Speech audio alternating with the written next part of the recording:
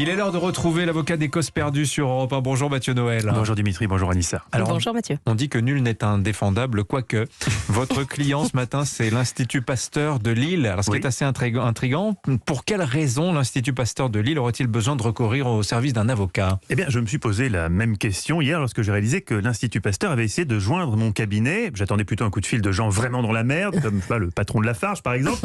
Mais j'ai tout de suite compris quand Xavier Nassif, directeur de l'Institut Pasteur, m'a envoyé par SMS un lien vers un article de La Voix du Nord intitulé, je cite, « Institut Pasteur, l'essai clinique de suppositoire anti-Covid-19, manque de patients ».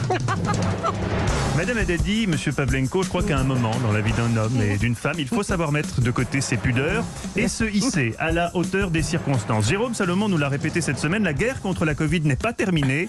Et si jusqu'à présent on s'est pas mal retroussé les manches, le temps est peut-être venu de baisser nos pantalons. Pour la science, pour la France, déjà qu'on s'est fait prendre de vitesse sur le vaccin, il n'est pas question qu'on se fasse doubler sur le suppôt.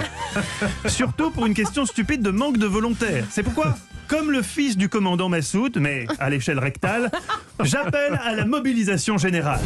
Madame Haddadi, vous vous bouchez les oreilles pour éviter d'entendre l'appel du destin. Vous n'êtes hélas visiblement pas la seule. Pourtant, comment expliquer qu'il soit si difficile de recruter des candidats pour une étude sur des suppositoires ? Après tout, ce n'est ni très douloureux, ni très compliqué. Bien réalisé, ça peut même être amusant.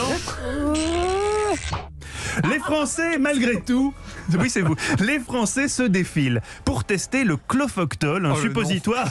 C'est ça que le nom fait peur déjà. Le Clofoctol, un suppositoire qui pourrait s'avérer efficace dans les cas de prise en charge précoce de la Covid pour éviter les formes graves. L'Institut Pasteur a lancé un appel.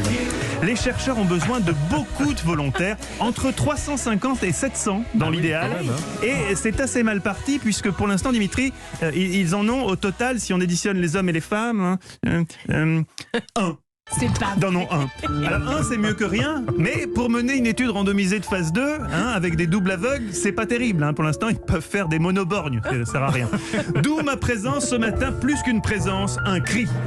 24 ans après l'invention du Téléthon, 36 après le lancement sur notre antenne des Restos du Cœur, Europe 1 renoue avec son rôle prescripteur en lançant les suppos du cœur. C'est génial. Comme vous dites, Anissa, l'idée est simple. Ce week-end, plutôt que de végéter devant Netflix en attendant notre 3e dose de Pfizer, faites œuvre utile, rendez-vous à Lille. L'Institut Pasteur vous garantit un accueil à la fois chaleureux et professionnel. Et fais ce que je te dis, fous-toi là, califourchon et baisse ton froc. Oui, dans une épreuve sanitaire telle que celle que nous traversons, il faut savoir rester ouvert. Ce sont les mots judicieusement choisis du directeur de l'Institut Pasteur qui, pour sauver son étude mal barrée, a eu une idée, élargir le recrutement des volontaires à d'autres régions que les Hauts-de-France, notamment les Antilles. Ah ça, c'est vrai que c'est assez futé. Aux Antilles, ils ont l'air bien chauds sur la lutte contre la Covid et puis ils adorent les médocs et font une confiance aveugle à la recherche. Non, si on veut donner une chance à ce projet, si on veut que la France retrouve son lustre d'antan, on n'a pas le choix. L'étude nécessite 500 volontaires, ils en ont un. Il faut rejoindre l'étude, c'est crucial pour la recherche. Comme le dit très justement Xavier Nassif, on ne peut pas se contenter de détourner la tête en sifflotant. C'est pourquoi, Dimitri, je vous le demande solennellement. Non, Dimitri, c'est à vous que je parle. Dimitri, vous savez que même si vous cachez vos yeux derrière vos mains comme mon fils de 3 ans, je vous vois quand même. Et puis, vous n'avez pas le choix. Rappelez-vous que j'enregistre tout ce que vous dites en antenne et que si vous vous obstinez à bouder la recherche française sous prétexte que monsieur ne met pas de suppos, je révèle à nos auditeurs vos pires déviances. Ces fantasmes honteux que vous dévoilez à Anissa durant les coupures pub, comme par exemple hier, cette envie étrange et soudaine. Une envie de Laurent Berger, fugace, mais qui pourrait revenir. On ne vous juge pas, Dimitri. Personne ne vous juge, sauf peut-être Nicolas Bétou.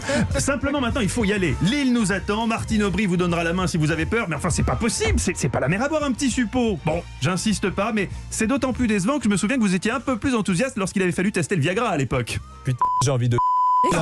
Visiblement, vous n'aviez pas eu le placebo, mon cochon. Allez, Dimitri, comme on dit, un suppôt et à Lille.